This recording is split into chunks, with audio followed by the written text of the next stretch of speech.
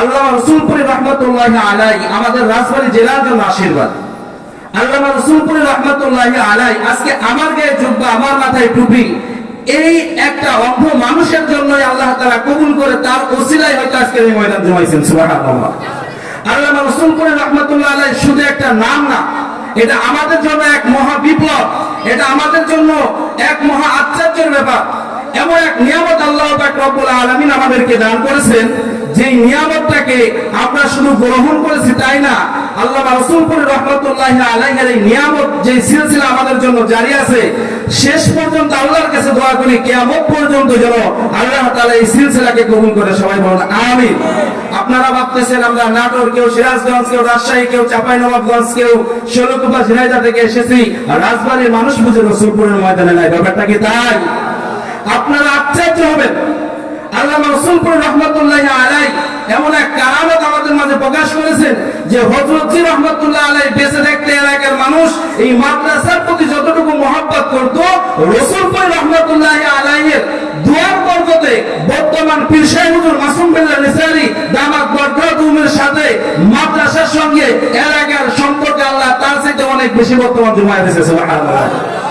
আমরা আল্লামা রসুলপুরি রহমতুল্লাহি আলাইহির উত্তরসূরি হিসেবে আল জামিয়াতুল আরাবিয়া বাইতুল উলুম রসুলপুরের ছাত্র হিসেবে আমরা বলতে চাই, বর্তমান পীর সাহেব হুজুর আপনি যিনি আছেন, আপনাকে এই ময়দান থেকে আমরা জানাইতে চাই, হযরত মুহাম্মদ রাসূলুল্লাহ সাল্লাল্লাহু আলাইহি ওয়াসাল্লাম বদরের যুদ্ধে যাবে, কাফেরদের সংখ্যা বেশি, ঘটনা আপনারা জানেন। আল্লাহ রাসূল মসজিদে নববীতে দাঁড়ায় আছে, একবার ডান দিকে তাকায়, একবার বাম দিকে তাকায়।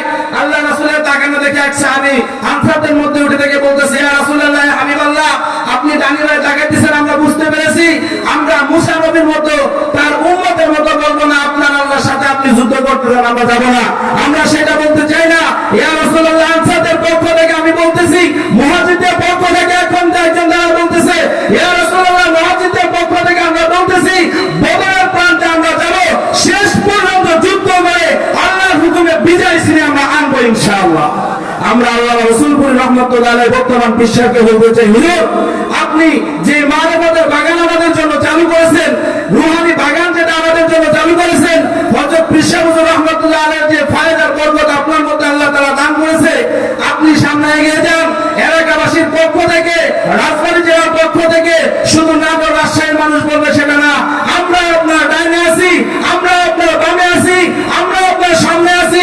যদি কোন মুনাফিক বা ষড়যন্ত্রকারী আপনার পিছনে বা সামনে ষড়যন্ত্র করতে চায়, জীবনের শেষ বিন্দু রক্ত দিয়ে হলেও সমস্ত রকম নেতাকি, সমস্ত রকম বাধা আমরা প্রতিহত করব ইনশাআল্লাহ।